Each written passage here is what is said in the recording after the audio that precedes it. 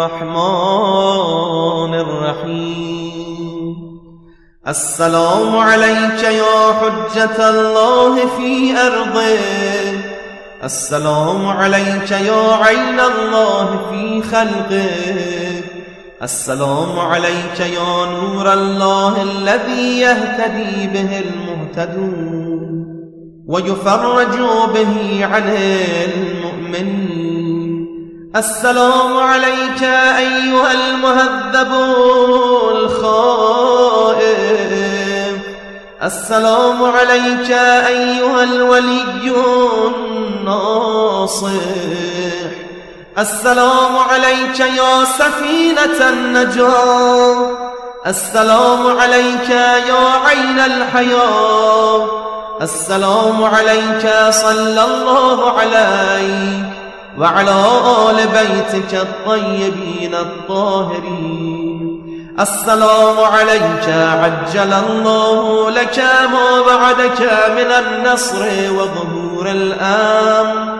السلام عليك يا مولاي، أنا مولاك عارف بأولاك وأخراك، أتقرب إلى الله تعالى بك وبآل بيتك وأنتظر ظهورك وظهور الحق على يديك.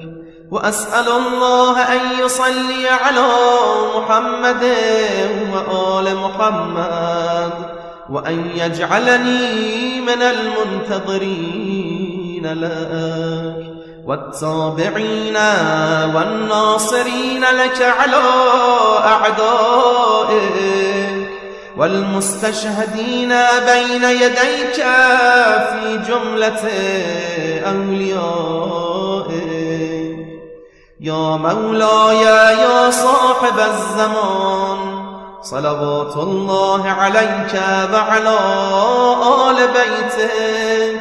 هذا يوم الجمعة وهو يومك المتوقع فيه ظهورك والفرج فيه للمؤمنين على يديك، وقتل الكافرين بسيفك. وأنا يا مولاي فيه ضيفك وجارك، وأنت يا مولاي كريم من أولاد الكرام ومأمور بالضيافة والإجارة، فأضفني وأجرني صلوات الله علي وعلى أهل بيتك الطيبين الطاهرين.